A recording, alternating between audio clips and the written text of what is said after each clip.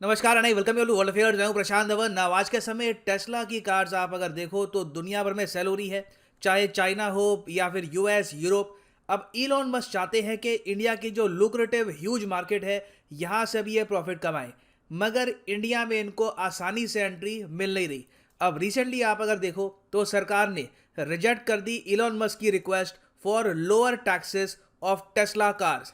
अब इसके बाद देखो क्वेश्चन अब ये आ रहा है कि क्या टेस्ला कार्स की मैन्युफैक्चरिंग भारत में नहीं हो पाएगी। एक बार को इस पर काफी डिस्कशन हुई थी, बातचीत हुई थी, इलॉन मस्क भी काफी एक्साइटेड थे, मगर अब टैक्स के इशू को लेकर पॉसिबिलिटी है कि शायद टेस्ला कार्स इंडिया में मैन्युफैक्चर ही ना हो, at least for the coming 4-5 years. तो डिस्कस करते हैं इस इशू को। रिसेंटली ऐसे आर्टिकल्स क्यों पब्लिश हुए हैं कि fresh blow to Elon Musk Tesla as India rejects call on tax breaks. काफी कुछ यहाँ पे आपको जानने को मिलेगा, मगर आगे बढ़ने से पहले आपसे पूछूंगा एक क्वेश्चन यहाँ पर यह है कि इंडिया ने रिसेंटली लॉन्च किया है एक बहुत ही इंपॉर्टेंट वेब पोर्टल, एक वेबसाइट लॉन्च करी है इलेक्ट्रिक व्हीकल की जानकारी के लिए, कि अगर मान लो कोई आदमी बिल्कुल ही नया है in the world of electric vehicle, उसको परचेज करनी है इलेक्ट्रिक व्हीकल, क्या प्रोसेस होता है, पावर स्टेशंस कहाँ कहाँ होते हैं, ये सब बातें समझाने के लिए एक वेब पोर्टल लॉन्च किया है। आपको बताना है इस वेब पोर्टल का नाम क्या है। ऑप्शन ए आसान राह पोर्टल, ऑप्शन बी ई अमृत पोर्टल, ऑप्शन सी ई रास्ता portal, option D E Bharat EV portal.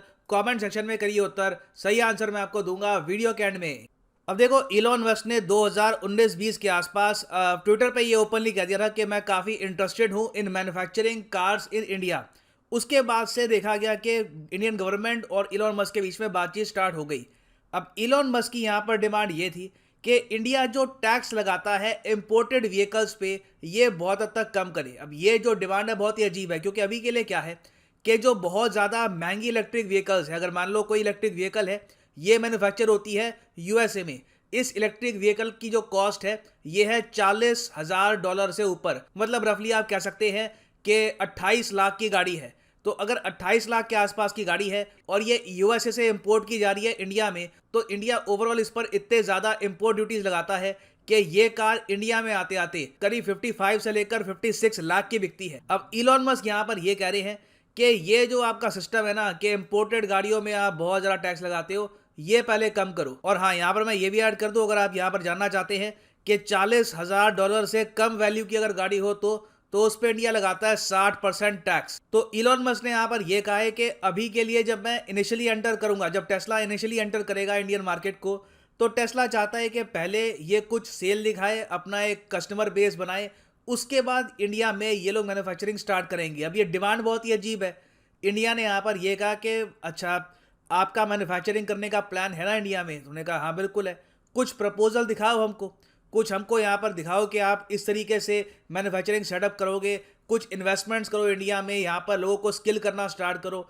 इन लोगों ने ऐसा कुछ अभी किया नहीं है। ये लिटरली यहाँ पर दूर बैठ के यूएसए में कह रहे हैं कि पहले ना इंपोर्टेड व्हीकल का जो टैक्स तुमने अभी लगा रखा है, ये काफ़ी हद तक कम करो। हमारी गाड़ियाँ जब एक बार बिकनी स्टार्ट होगी, हमें महसूस होगा कि टेस्ला कार्स की डिमांड है इंडिया में, उसके बाद हम अपने आप यहाँ पे मैन्युफैक्चरिंग भी स्टार्ट कर देंगे। और हालांकि यहाँ पर मैं ये ऐड कर दूं कि इंडिया की जो इंपोर्टेड कार पे टैक्सेस का इशू है, उसको लेकर ना सिर्फ टेस्ला, बहुत सारी जो फॉरेन कार कंपनीज हैं, for example Mercedes Benz, Hyundai, सब कंप्लेन कर चुके हैं कि बहुत ज़्यादा इंडिया टैक्स लगाता है इंपोर्टेड कार्स पर। मगर ये जो कंपनीज हैं, बाकी मर्सिडीज बेंज कह लो, हुंडई कह लो, इन सब कंपनीज ने कंप्लेन करने के बावजूद इंडिया में मैन्युफैक्चरिंग स्टार्ट करी है। मर्सिडीज बेंज को आप अगर देखो तो इंडिया में लोकली ये असेंबल करते हैं अपने बहुत सारे मॉडल। असेंबली भी आप अगर करते हो इंडिया में, तो उसमें भी काफ़ी हद तक आपको टैक्स में छूट मिलती है। और मर्सिडीज तो मैं आपको ये बता दूं, पिछले 25 सालों से कुछ ना कुछ मैन्युफैक्चर कर रहे हैं इंडिया। तो इंडियन गवर्नमेंट का यहाँ पर स्टांस यही है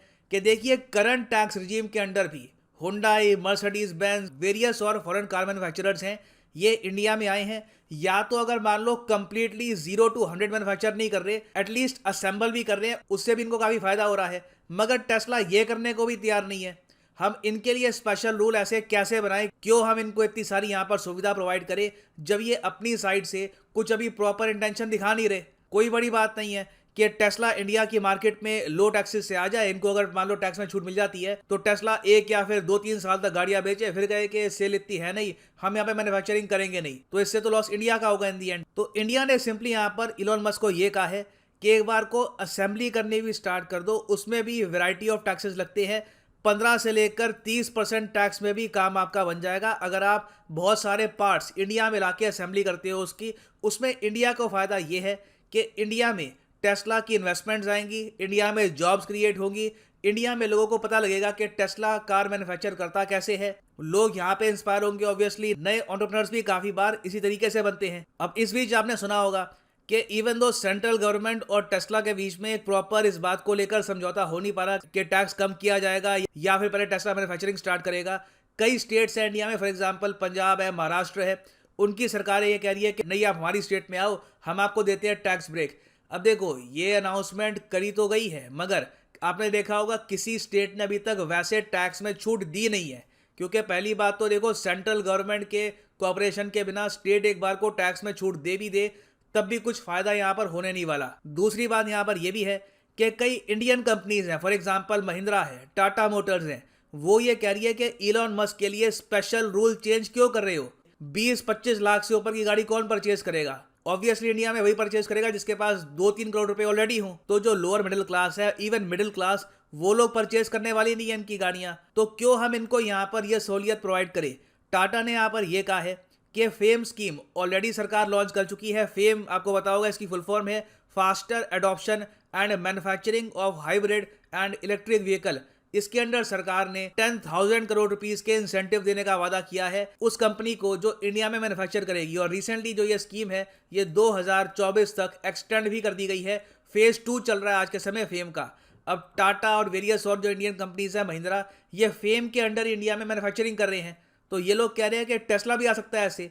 चाइना में ये लोग आए ना, चाइना में आप अगर देखो जब टेस्ला ने एंट्री करी तो इनको जमीन थोड़ी सस्ती दे दी गई, इनको थोड़े इंसेंटिव दे दिए गए। ये सारे इंसेंटिव इनको फेम स्कीम के अंडर मिल रहे हैं। तो सिचुएशन देखिए अभी ऐसी बन चुकी है। इंडियन कार कंपनीज भी भारत सरकार के साथ खड़ी है। इलॉन मस्क की जो कंपनी है टेस्ला, इसकी हो सकता है कि मैन्युफैक्चरिंग इंडिया में आने वाले कई सालों तक ना हो, क्योंकि जब तक इस इशू में कोई एक ना एक पार्टी पीछे नहीं हटती, एक ना एक पार्टी सामने वाले की बात नहीं मानती, कुछ यहाँ पे प्रोग्रेस होने के चांसेस नहीं है। नाउ यहाँ पे मैं आपसे पूछना चाहूंगा आपका ओपिनियन। क्या आप मानते हैं कि भारत सरकार का स्टांस यहाँ पर ठीक है, या फिर आप मानते हैं कि नहीं इलॉन मस्क, टेस्ला बड़े ब्रांड है, एक बार के लिए इनकी बात मान जाओ, इनको ले आओ अपनी मार्केट में, इससे ओवरऑल इंडियन मैन्युफैक्चरिंग को बूम मिलेगा, एक काफ़ी अच्छी एडवर्टीजमेंट होगी इससे इंडियन मैन्युफैक्चरिंग की। इंडिया एक बहुत ही पॉजिटिव मैसेज सेंड करेगा इससे दुनिया भर में। लिखिएगा इसके बारे में कमेंट सेक्शन में, मैं जानना चाहूँगा आपका ओपिनियन। ना वापस आते हैं अपने एमसीक्यू की तरफ कि रिसेंटली इंडिया ने लॉन्च करी है एक इलेक्ट्रिक व्हीकल अवेयरनेस वेबसाइट। इसका नाम क्या है? तो सही उत्तर इसका है ऑप्शन बी, ई अमृत पोर्टल। और यहाँ पर आप देख पाओगे ये इसकी वेबसाइट का कटआउट है।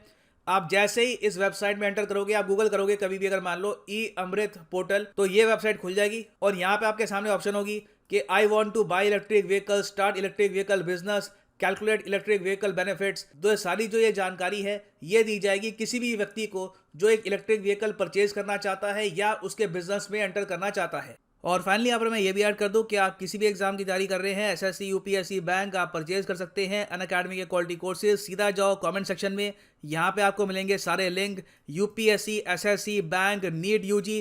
क्लिक करिए अपने एग्जाम ऑफ योर चॉइस पर। फॉर एग्जाम्पल आप मान लीजिए प्रिपेयर कर रहे हैं for UPSC, click on UPSC और यहाँ पे आप परचेज कर पाएंगे यूपीएससी का क्वालिटी कोर्स, जिसके अंडर आपका ना सिर्फ प्रीलिम्स और मेंस, इवन ऑप्शनल भी कवर होता है। ऑप्शनल आपकी चॉइस का, history, geography, whichever you want to choose. Simply यहाँ पे आपको क्लिक करना है पिक ए प्लान पर, और जो यहाँ पर प्राइसेस लिखे हैं पे करने की आवश्यकता नहीं है।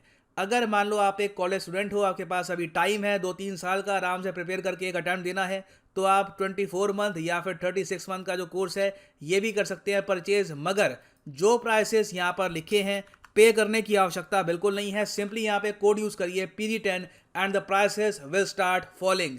सो use the code PD10 and save money. इसी नोट के साथ ये है वीडियो का अंत। Thank you for listening and as always God bless you all.